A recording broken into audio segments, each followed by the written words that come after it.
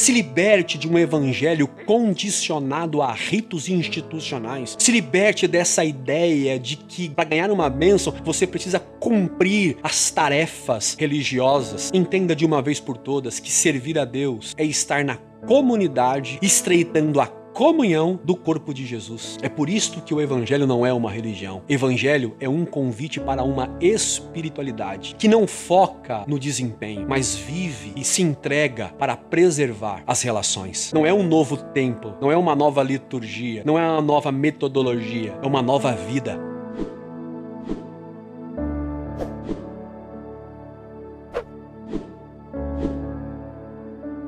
Eu quero convidar vocês para nós lermos o evangelho que escreveu São Lucas, capítulo 5, os versos 27 a seguir. Vamos ler junto?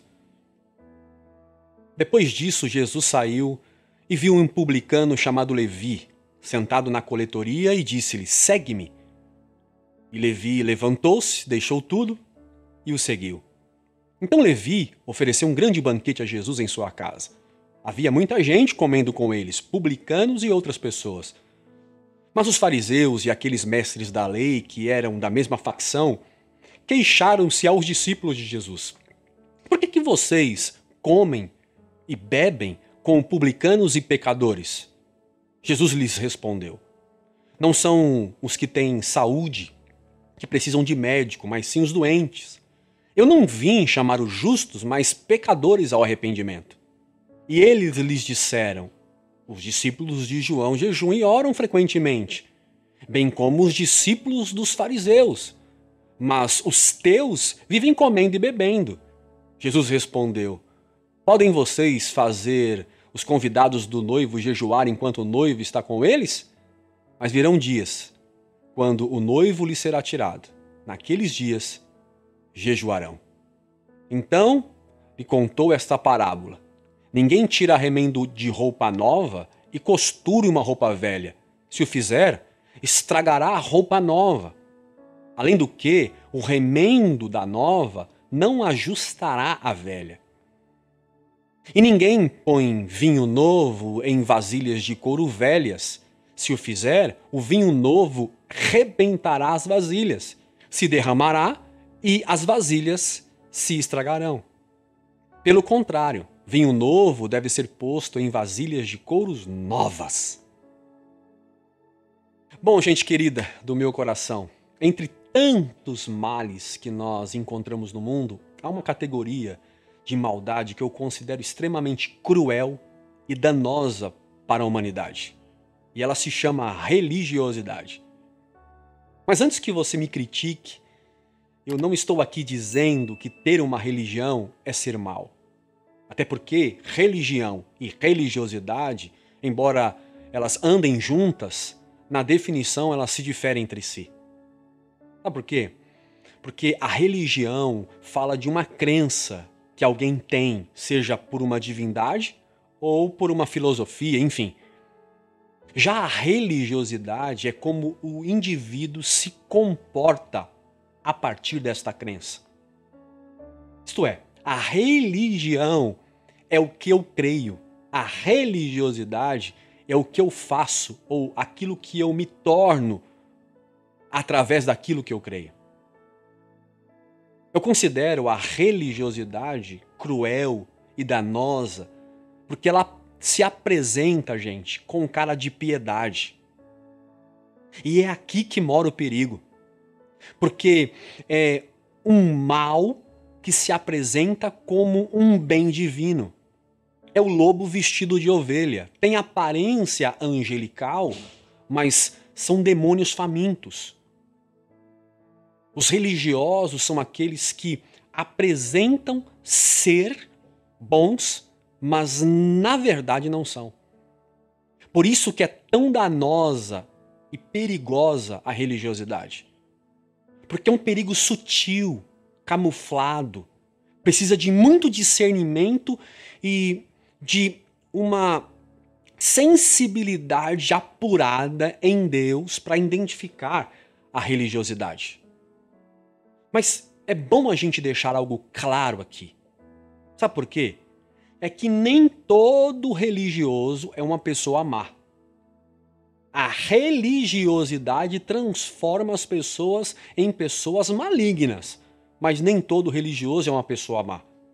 Porque às vezes as pessoas só creem errado. Só praticam errado porque creem errado. Porque, gente, é possível ser um crente sinceramente equivocado. Até nós, se não nos disciplinarmos a leitura, a oração, e nos tornarmos sensíveis ao Espírito de Deus, todos nós corremos o risco de cair na prática da religiosidade. E esse assunto sobre religiosidade é tão sério nas Escrituras, é tão prejudicial e tão sério e tratado com tanta cautela que o próprio Jesus, gente, confrontou e foi confrontado também diversas vezes no seu ministério por religiosos no cumprimento da sua religiosidade. Se você ler a biografia de Jesus nos evangelhos, você vai perceber que Jesus não teve problemas nenhum com os pecadores. O problema de Jesus era sempre com os religiosos, principalmente aqueles que tinham a patente de liderança religiosa na época de Jesus. E Jesus confrontava eles porque eles não gostavam de gente. Religioso não ama pessoas, eles adoram os métodos, as liturgias, os padrões religiosos. E quem quebra qualquer tio ou qualquer ponto do dogma religioso, eles descartam. Eles não aceitam, porque o rito está acima das pessoas. E tinha algo muito mais danoso ainda entre eles. Porque o religioso, eles costumam amar as riquezas. E amar as riquezas que eles conseguem através do rito religioso. Jesus é duro com os religiosos porque eles mantêm as pessoas por perto para movimentar o comércio deles e nada mais do que isso. Sabe aquelas pessoas que quanto mais gente, mais oferta? Quanto mais gente, mais poder. Quanto mais gente, mais mão de obra. É assim que eles se comportam. Pessoas é fluxo de comércio para eles.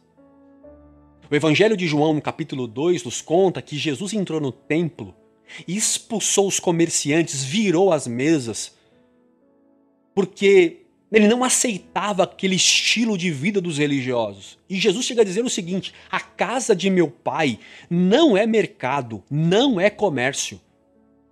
Jesus tocou agora aqui, nesta narrativa, na galinha de ovos de ouro da religião. Jesus expulsar os comerciantes do templo é tocar no que eles mais preservavam naquela época. É diferente hoje? Nem um pouco. Era por isso que Jesus era odiado por eles e eles viviam tramando, tentando arrumar um jeito para matar Jesus, porque Jesus tocava na ferida deles. Jesus desconstruía a religiosidade e também o conceito de comércio no templo. Sim, o evangelho estraga a religião. É por isso que compraram Judas para entregá-lo na calada da noite. Como diz meu amigo Zé Bruno da Casa da Rocha, a religião precisa dos Judas para matar os cristos que a incomoda. Lucas escreveu este livro e Lucas tem uma ideia a transmitir. Porque ele está contando para um amigo, Teófilo, que estava talvez perguntando para Lucas sobre Jesus, ou Lucas entendeu por bem anunciar o evangelho ao seu amigo Teófilo, não importa. Mas Lucas escreve o seu livro para um amigo para mostrar para o amigo quem era Jesus e o propósito da mensagem de Jesus entre os homens. E o que é interessante é que Lucas traz inúmeras narrativas sobre Jesus desfazendo a cultura religiosa do seu tempo. É Lucas que conta a parábola do bom samaritano, que nasceu de uma discussão com os religiosos. É Lucas também que traz a narrativa da parábola da ovelha perdida, da dracma perdida, do filho perdido, que inclusive nós temos uma série aqui no canal, se você depois quiser pode assistir lá, a série O Filho Pródigo, que nós tratamos um pouco sobre isso. Esta parábola também nasceu por causa da murmuração de um religioso.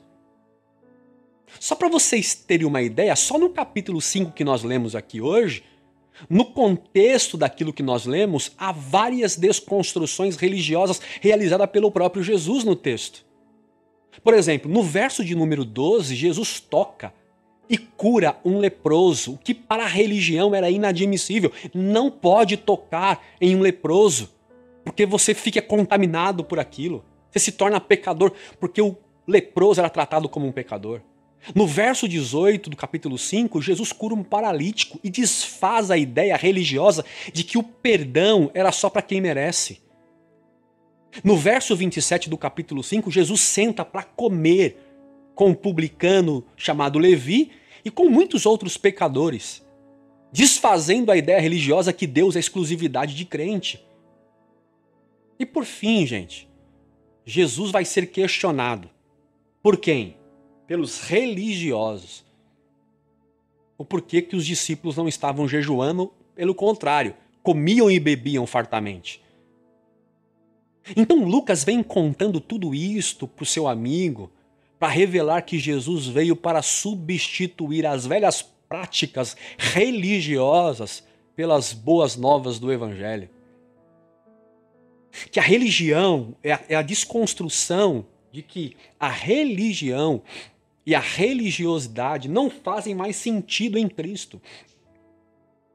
Agora, gente, é uma espiritualidade viva.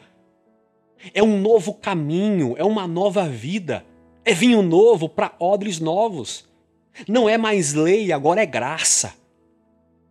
Jesus diz que o vinho novo precisa ser colocado em odres novos, isto é, a religião não cabe no evangelho, o odre velho não suporta a fermentação do vinho novo, do evangelho, no coração dos homens.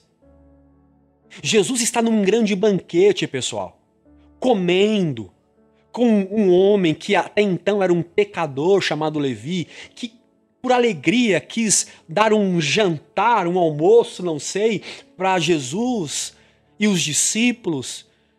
Ele acabou de se arrepender, deixar tudo e seguir Jesus, e os religiosos estão preocupados o porquê que Jesus não está jejuando.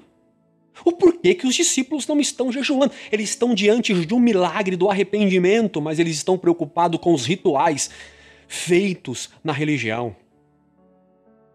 Vocês percebem como a religiosidade preserva os ritos ou luta para preservar a metodologia e pouco se importa com as pessoas? Pecadores estão se arrependendo e eles estão preocupados com a liturgia. Gente, pelo amor de Deus, como isso é tão vivo nos nossos dias. Jesus conta essa parábola dos odres velhos que não podem receber vinho novo, porque Jesus está dizendo que os odres velhos das liturgias não suportam o vinho da graça. Eles repelem entre si. Misturar o velho com o novo, Jesus diz que ambos se perdem. É novo com novo. Então querer adaptar o evangelho de Jesus a costumes da religião é infrutífero. Ou querer determinar a graça pela liturgia é infrutífero, gente.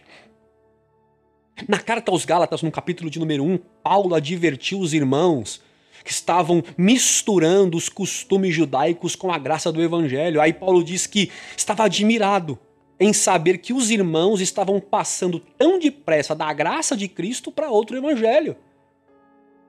Muitos irmãos ainda insistem em misturar o odre velho com o vinho novo. Muitos hoje no movimento evangélico têm o mesmo comportamento, gente. Porque largou o terço, mas carrega o lencinho, o martelinho, o sal grosso. Largou a água benta, mas crê na água ungida, no óleo ungido. Largou a idolatria, mas adora o dinheiro, adora personalidades gospel. Gente, nós precisamos nascer de novo. Porque nesses dias o Pai quer derramar em nós vinho novo. Mas para isso o odre tem que ser novo, precisamos nascer de novo, como diz João, capítulo de número 3. Nós precisamos nos tornar odres novos para receber com segurança o vinho novo, senão se perde. Nós precisamos de uma vez por todas descer desse salto da moralidade, do rito que faz Deus nos abençoar pelo bom comportamento. Precisamos parar de achar que é porque cumprimos as metodologias, os ritos, somos mais justos do que os outros. Inclusive, Lucas capítulo 5:32, Jesus disse que não veio chamar os justos. Isso aqui dá um nó na cabeça. Mas Jesus não veio salvar justo? Não são justos que são filhos de Deus? Como é que ele não veio salvar os justos? É que os justos aqui, gente, são aqueles que acham que são merecedores da graça de Deus por causa que cumprem os rituais, eles se baseiam na justiça própria. Então eles jejuam, eles oram, eles dão dízimo, eles evangelismo, eles fazem tudo isto, não é porque amam a Deus, mas eles fazem isso porque eles querem garantir o direito de acesso a Deus pela própria justiça. Então Jesus não veio para essa turma, não. Então vocês estão percebendo nesse nosso diálogo o porquê que eu disse que a religiosidade ela é danosa? Porque quem olhava para um fariseu, que são esses caras aqui, diziam logo de cara, eis aí um homem santo. E eles adoravam ser elogiados, viu? Eles amavam receber elogios, seus egos serem inflados pelas pessoas dizendo que eles eram homens de Deus. Como eles gostavam. E pior, gente, quem não entende o evangelho se impressiona mesmo com quem cumpre cabalmente os ritos religiosos. Se você for num templo religioso e perguntar para as pessoas lá quem você considera uma pessoa espiritual, sabe qual vai ser a resposta quase que unânime? Eles vão te responder que espirituais são aqueles que oram muito, mas os religiosos oravam 3 vezes ao dia. Talvez eles vão dizer que os mais espirituais são aqueles que jejuam, estão sempre na igreja, estão sempre frequentando o templo, ou aqueles que têm dons, que falam em línguas, que profetizam. Pois bem, tudo é muito válido. Mas para o evangelho, a verdadeira espiritualidade é a que ama a Deus e o próximo. Você quer saber se uma pessoa é espiritual? Não é o tanto de práticas religiosas que ela pratica. Uma pessoa espiritual é revelado no tanto que ela ama a Deus e as pessoas. É por isso que Jesus estava sentado à mesa com um grande número de pecadores. É por isso que Jesus participava dos banquetes. Porque Jesus não amava os ritos. Mas precisa jejuar? Não, agora não precisa. Tem gente arrependida aqui, tem pecador aqui. Jesus amava as pessoas. Mas, Elton, então jejuar é errado? Claro que não, gente. Entenda o espírito da mensagem. Jejuar não é errado. Errado é fazer jejum de pão, mas devorar o seu irmão, como disse João Crisóstomo. Gente, a religião amarra as pessoas aos ritos, às metodologias, ao sistema institucional, aos métodos, a ponto de descartar as pessoas. Mas Jesus está sentado na mesa. Com quem? Com pecadores, porque o evangelho é comunhão e não religião. O culto no Antigo Testamento era no templo, então vamos para o templo. Mas o culto no Novo Testamento é a mesa, é a comunhão. No culto do Antigo Testamento se cumpria os ritos. O culto no Novo Testamento se cumpre o amor às pessoas. Vocês estão percebendo como a religião nos prende ao templo e às liturgias? Tem muita gente que é crente no templo. Tem muita gente que é espiritual no palco, diante dos holofotes, mas nos bastidores são religiosos que odeiam pessoas ou não cumprem aquilo que pregam. Sim, gente. Tem gente que canta no púlpito, mas mente no trabalho. Tem gente que prega no púlpito, mas está divorciado em casa. É por isso que eu concordo com o professor Rubem Alves, quando ele disse que Deus nos deu asas, mas a religião inventou as gaiolas. Então meu convite hoje é: seja livre das garras da religião. Se liberte hoje.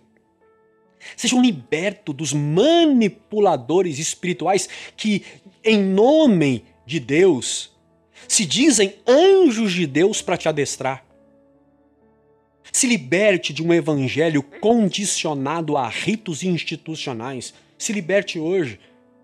Se liberte dessa ideia de que ganhar uma bênção, para ganhar uma bênção, você precisa cumprir as tarefas religiosas. Entenda de uma vez por todas que servir a Deus é estar na comunidade, estreitando a comunhão do corpo de Jesus. É por isso que o Evangelho não é uma religião. É por isso que o Evangelho não é uma religião. Evangelho é um convite para uma espiritualidade que não foca no desempenho, mas vive e se entrega para preservar as relações. Este é o vinho novo que Jesus veio trazer, mas só pode receber o vinho novo da graça aquele odre novo, aquele que nasceu de novo.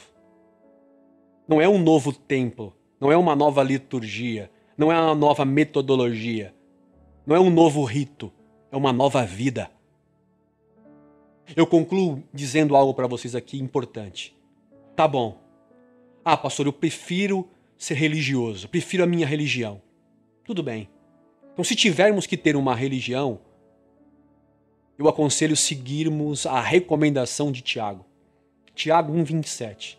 A religião que Deus, o nosso Pai, aceita como pura e imaculada é esta: cuidar dos órfãos e das viúvas em suas dificuldades e não se deixar corromper pelo sistema do mundo.